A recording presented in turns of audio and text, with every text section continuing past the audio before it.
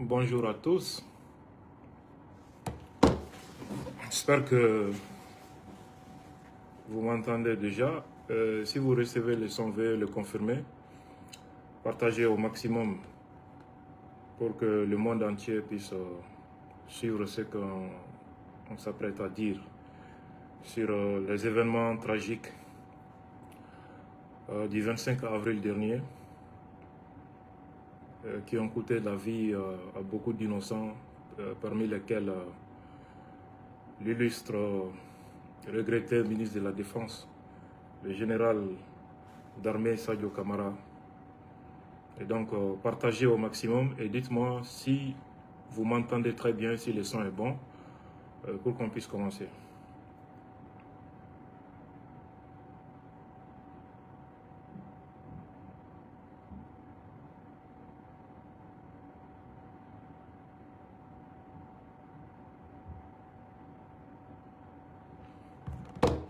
Le son est très bon, parfait. Chers amis, chers abonnés, je vous souhaite la bienvenue et bonjour à tous.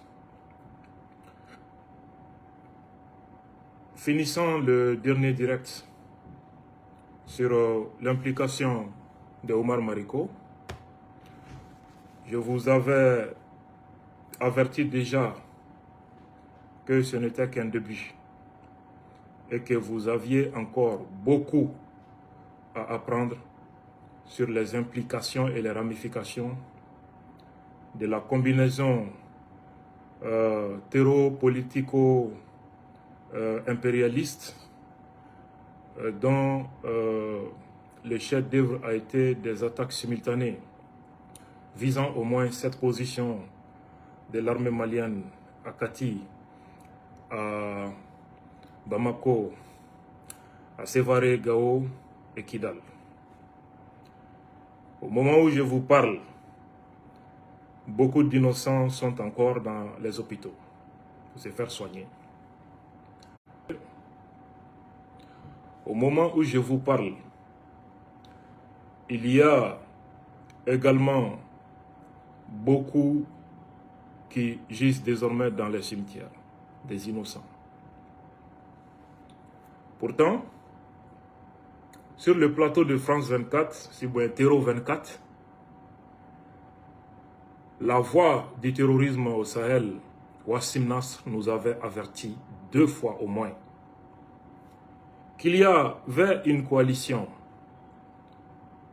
d'hommes politiques, précisément les hommes politiques dont les partis ont été dissous,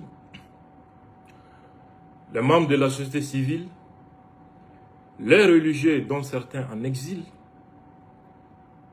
et potentiellement des militaires, les terroristes et leurs branches politiques qu'on appelle le FLA, ils avaient formé une coalition dans le but de prendre le pouvoir à Bamako et instaurer ce qu'ils ont appelé, entre guillemets, une gouvernance islamique. Wassim Nasr a été la première personne à s'exprimer ainsi sur le plateau de Terreau 24. Et à l'époque, j'avais fait une analyse où je disais que l'allusion est claire et que jusqu'à présent, on ne comprend pas les silences assourdissants des acteurs cités par Wassim Nasr. En plus de ça, la CFR a été mise en place, composée, selon le porte-parole de la CFR, du JNIM, organisation terroriste, de certains religieux tant en exil qu'à Bamako, d'acteurs politiques à Bamako et en exil, avec pour vocation de renverser les autorités de transition et d'instaurer une transition soi-disant islamique. Cette information aussi a été largement commentée sur le plateau de Terreau 24 avec comme invité le porte-parole de la nébuleuse CFR qui est venu confirmer ce que Wassim nous avait déjà dit. Ça, c'est très important à retenir. C'est pour cette raison que j'invite le gouvernement de la République du Mali à désigner comme organisation terroriste la CFR et de tirer toutes les conséquences des droits. Quand Oumar Mariko rendait visite aux otages maliens, Wassim est revenu à la charge, précisant que cette démarche était une initiative solitaire de Mariko, mais que la CFR avait la sienne. C'était aussi très important à retenir.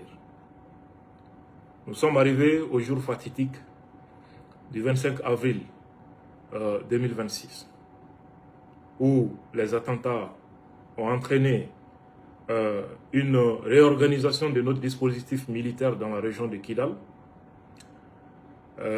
sous la houlette et le leadership du colonel Atayer et ses hommes que je salue au passage, qui ont entraîné la mort parmi le personnel militaire et les civils, dont le regretté, l'illustre général d'armée désormais, Sadio Kamara.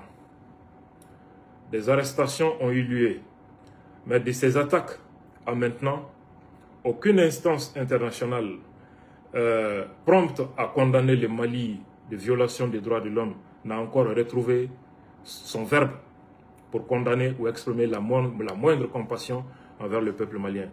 Nous ne le demandons d'ailleurs jamais. Aucune organisation des droits de l'homme n'a encore retrouvé l'usage de la parole pour une condamnation quelconque de ces attaques terroristes, ou au moins exprimer la moindre solidarité ou compassion, ne serait-ce que sournoise ou superficielle, envers le peuple du Mali. Cependant, quand les auteurs, co-auteurs et complices présumés ont commencé à être interpellés par les services compétents de la République du Mali, ces instances et organisations soi-disant de défense des droits de l'homme ont vite retrouvé l'usage du verbe pour monter au créneau, condamner l'État du Mali, crier à la violation des procédures, violation des droits de l'homme, prêchi pracha, patati et patata. Nous nous accommodons peu de vos principes chimériques qui n'existent nulle part d'ailleurs, qui relèvent de l'hypocrisie internationale. L'action terroriste menée le 25 avril est le résultat des combinaisons d'actions de plusieurs acteurs, dont des ONG et des acteurs étatiques. Démonstration sera faite au fur et à mesure et vous allez voir l'ampleur du complot international qui vient d'échouer contre le Mali. Qu'Allah bénisse ce peuple et ses dirigeants. Le cas de Oumar Mariko, j'en ai déjà parlé explicitement.